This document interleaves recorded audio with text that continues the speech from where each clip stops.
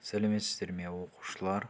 Қазақстан тарихы пәні сабағымыздың тақырыбы Ақ Орда Қазақ хандығының негізі. Сабақтың мақсаты: Қазақстанда мемлекеттіліктің қалыптасуының тарихи кезеңдерін түсіндіру. Ақ Орда және Қазақ хандығының тарихи сабақтастығын анықтау. Ақ Орданың құрылуы. 14 ғасырдың екінші ширегінен бастап Алтын Ордадан саяси дербестік алған бірнеше хандықтарға бөліне бастаған уақытта қазақ жерінде Ақ Орда деп аталатын жаңа мемлекет пайда болды. Аумағы 1242 жылы Бату ханның Еуропаға жасаған 7 жылдық жаулап алу жорықтарына қатысып, моңғол күштерінің сол қанатын басқарған Орда Ежен Алтын Орда мемлекетінің шығыс бөлігін Алтай таулары мен Ертіс, Жайық өзендерін, Балқаш көлін, Сырдария алқабы мен Арал теңізінің солтүстігіне дейінгі ұлан байтақ өңірді өз үлесіне алды. Ақ Орда Қазақстан аумағында моңғолдардан кейінгі құрылған алғашқы мемлекет. Орталығы Сырдария өзенінің орта ағысы бойына орналасқан Сығанақ қаласы болды. Ақ ұғымы ежелгі түрік және моңғол ұғымында еркін, азат, дербес мағынасында қара тобыр, басы байлыққа қарсы қолданылады. Ақ Орданың негізін қалаған Шыңғыстың немересі Жошы ханның үлкен ұлы Орда Ежен. Ақ Орда алғашқы құрылған кезде Алтын Ордаға тәуелді иелік болып есептелді, ал іс жүзінде өз алдына тәуелсіз саясат жүргізген мемлекет ретінде саналды. Этникалық құрамы Ақ Орда жергілікті түрік тілдес ру тайпалардан құрылған патриархалдық феодалдық мемлекет. Тайпалары Қыпшақ, Қоңырат, Арғын, Алшын, Қаңлы, Керей, Үйсін және де Найман. Қарап отырсаңыздар, қазір кездегі біздің Қазақстан территориясындағы рулармен бірдей. Ақ Орданың дербес мемлекет ретінде қалыптасу үрдісі 4 кезеңнен өтті. Ақ Орда алғаш шаңырақ көтеріп, Алтын Ордамен саяси ара қатынасы қалыптасқан жылдар 1224, 1243, 1245 кейбір деректерде. Ақ Ордадағы Орда Ежен ұрпақтарының ел дербестігі үшін жүргізген күрес кезеңі 1250-1370. Орыс хан билігі, Темір шапқыншылығы қарсаңындағы Ақ Орда 1370-1405, кейбір деректерде 1410.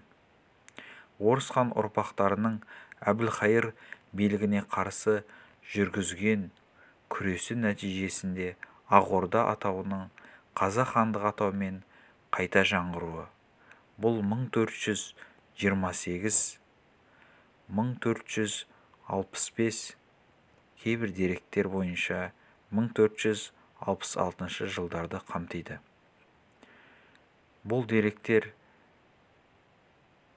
Қазақ хандығының тарихын жайында Мұхаммед Хайдар Дулатидің тарихи Рашиди еңбектерінде Қазақ ханының құрылуы жайлы жазылған. Қазақ шежіресі бойынша Жошы ұлысы 13 ғасырдың ортасында 3 иелікке бөлінеді. Ұлытауда Орда Ежен тұқымы иелік жасаса, Бату тұқымы Еділ бойында жаңа мемлекеттің негізін салды. Рашид ад-Диннің дерегі бойынша шығыс Дешті Қыпшақты, яғни Жошы ұлысының шығыс бөлігін оның үлкен ұлы Орда Ежен басқарды. Алтын Орданың әлсіреуіне байланысты 14 ғасырдың екінші жартысында Ақ Орда өзінің шарықтау кезеңіне жетті. Орда Ежен ұрпақтары Ұлытауда билік құрды және қазіргі Қазақстанның барлық аумағына тарады. Сығанақ Ақ Орданың астанасы болып, хандар сол қалада қыстап, жазда арқа жерін жайлады. Мемлекет құрамында түркі тілдес тайпалар мен жорық барысында келген моңғолдар да болды. Бірақ моңғол тайпалары 14 ғасырға қарай толық түркіленді. Ақ Орданың тарихын саяси 3 кезеңге бөлуге болады. Бірінші кезең – шығыс Дешті Қыпшақтың даласынан Алтын Орданың әскерлерін қуу жолындағы күреспен сипатталады. 14 ғасырдың ортасында Ерзен мен Мүбәрак қожа хандар Алтын Ордаға тәуелділікті түпкілікті жойды. Екінші кезең – Ақ Орданың күшейген кезеңі. 14 ғасырда билік құрған Ұрыс хан тұсында Ақ Орда нығайып, Алтын Орданы біріктіруші ұлыс ретінде танылды. Сығанақ қаласында Ұрыс хан өзінің теңгесін шығарды. Үшінші кезең – Ақ Орданың Мәуереннахр билеушісі Әмір Темір басқыншылығына қарсы күрес кезеңі. Осы күресте бар ауыртпашылық Ұрыс ханға түседі. Ұрыс хан 1375 жылы Еділ бойына жорық жасап, Сарай Беркені, Қажы Тарханды алып, Кама бұлғарларын жеңеді. Ұрыс хан 1376 жылы соғыс даласында қаза табады. 14 ғасырдың соңы мен 15 ғасырдың басында Әмір Темірдің жорықтары мен ішкі талас тартыстың нәтижесінде Ақ Орда әлсірейді. Ұрыс ханның немересі Барақ хан билік құрған 1423-1428 жылдары Ақ Орда нығая түседі. 1428 жылы Барақ қайтыс болып, Ақ Орда билігі Шайбани ұрпағы Әбілхайырдың қолына өтеді. Ақ Орда қазақ жерінде моңғол шапқыншылығынан кейін құрылған алғашқы мемлекет болды.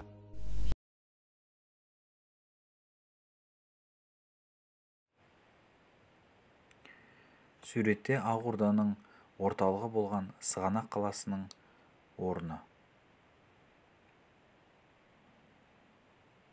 Шаруашылығы көшпелі және жартылай көшпелі мал шаруашылығы. Алтай, Ұлытау, Орал тауларында. Диқаншылық, жер шаруашылығы, Сығанақ маңайы, Сырдария аңғары. Ақ Орданың отырықшы аудандарында жерді шартты түрде иелену мен жеке меншіктің түрлері қалыптасты. Көшпелі аудандарда мал шаруашылығы кеңінен дамыды. Ақ Орданың еңбекші халқы хандар мен ақсүйектер пайдасына құшыр, зекет, тағар тәрізді салықтар төлеп, әртүрлі парыз қарыздарды да өтеп отырған. Бұл Ақ Орданың кезіндегі шаруашылық. Мәдениеті.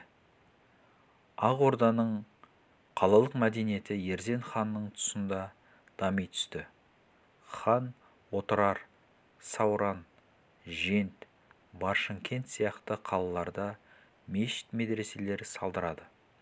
Сығанақ қаласын Орта Азия мен Шығыс Дешті Қыпшақтың арасындағы басты сауда және қолөнер орталығына айналдырады. Ендігі кезекте үйге берілетін сіздерге тапсырма Ақ Орда мен Әбілхайыр хандығының ұқсастығы мен айырмашылығы қандай? Келесі картамен жұмыс. Картадан Ақ Орда, Сырдария бойындағы қалалар аумағы, Түркістан, Әбілхайыр хандығы, Моғолстан және Темір мемлекетін көрсетіңіздер. Назарларыңызға рахмет.